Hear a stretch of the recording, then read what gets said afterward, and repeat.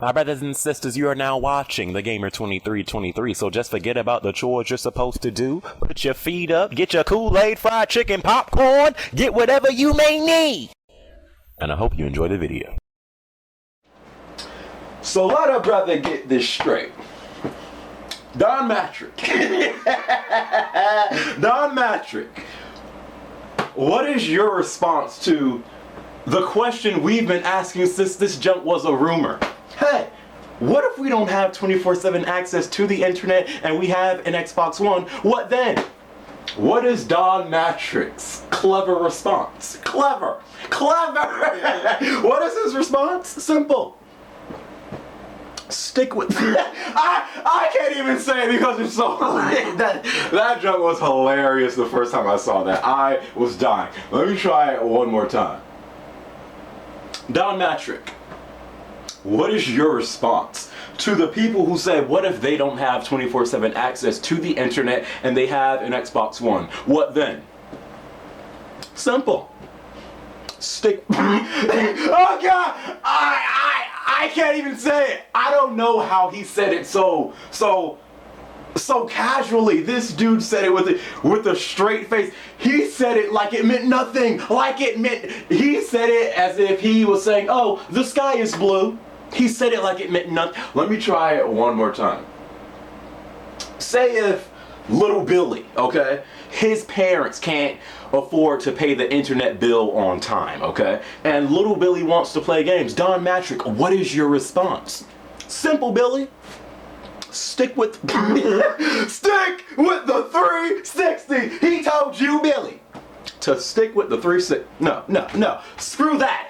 The response that Xbox fans should give Don Matrick, no, Don Matrick, I'm not going to stick with the 360. I'm gonna stick with the PlayStation 4. I'm gonna stick with the Wii U in this sucker. What a clever response. Stick with, and he was dead serious about it too. He was dead serious, and like, first off, that's not even what this video is even about. But that kind of got to me because I'm telling you right now, this E3 conference really showed gamers what companies are for us and what companies to give 2 cents about us. Okay, Sony and Nintendo, they're for gamers. Microsoft, I don't know what they literally took a gun and shot themselves in the foot. What in the heck are they doing? How do they think they can make a game system that has all these limitations and not get some sort of backlash? What in the blue hell? What in the blue cheese is wrong with my... Anyways, okay, so Don Matrick pretty much told you Xbox fans to stick with the 360 if your internet was to go out for whatever reason. You know, if you have an internet connection that isn't, you know, the strongest and it's always going out. Don Matrick said, you know, if you buy an Xbox One, you still want to stick with your 360. I mean, he ain't say to stick with the 360, but his response was just so sarcastic, so clever, and you could tell he was kind of butthurt because the PlayStation 4 is behind the Xbox One, just absolutely raping it. And right now, the Wii U is more relevant than the Xbox One, and I'm dead serious about that. But you know, you can tell he was just kind of butthurt. So you know, he gets that question, and then I think his words was, if you don't have access to the internet, fortunately, we have a system for that. It's called the Xbox 360. And I was like, no, Disney, no, you didn't. And he was serious. But saying that, what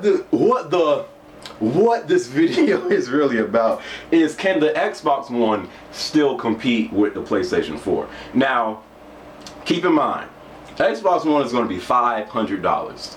PlayStation 4 is going to be $400. The Xbox One is going to be $100 more than the PlayStation 4, and I am now starting to think, in order to go against the PlayStation 4, they will have 2 models of the Xbox One just to bring down the price. Because I think the $500 Xbox One will be, you know, the best version, and then they'll probably make a version that has, you know, less gigs, and it'll probably be the same price as the PlayStation 4. So that's what they're probably going to do. So you got the Xbox One costing more money than the PlayStation 4.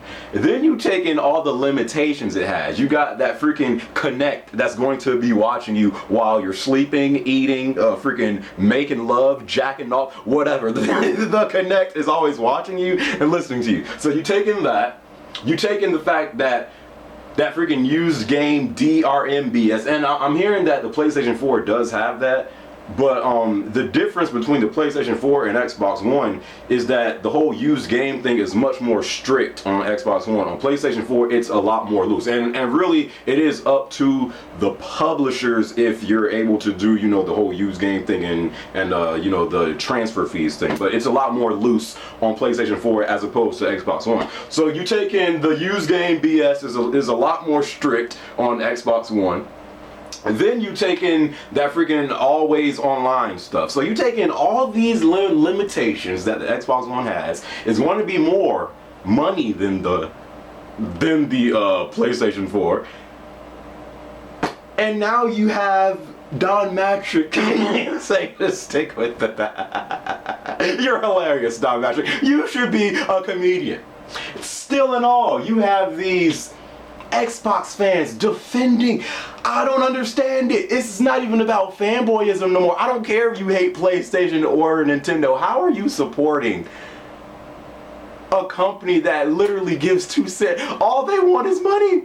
All they want is money. They slapped all the Xbox fans in the face, and yet you have some ride or die Xbox fanboys that don't care. They're still saying Xbox One. I'm Team Xbox One, bro. You're an idiot. You're an idiot. There's no other way around. You're an idiot. How are you supporting them still after all of this?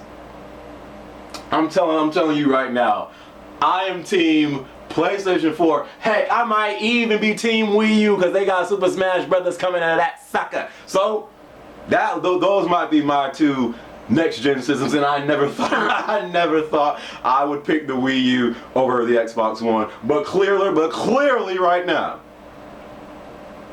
Microsoft, what are you doing? What are you doing? Can the Xbox One still compete with the PlayStation 4? I honestly think they are either going to have to take out most of those limitations, like, you know, the Xbox One can only function with the Kinect. They're going to have to take that out. They're going to have to somehow take out that 24/7 access to the internet BS.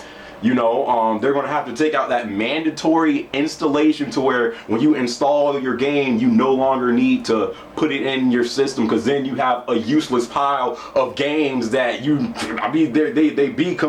really it's completely useless to buy hard copies of games when you have an Xbox One. They're going to have to change a lot about the Xbox One. But saying that,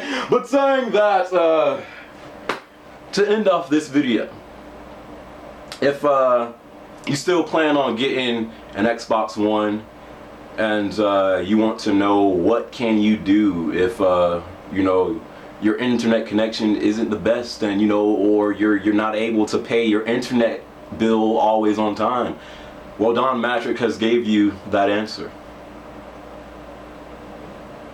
Stick with the 360.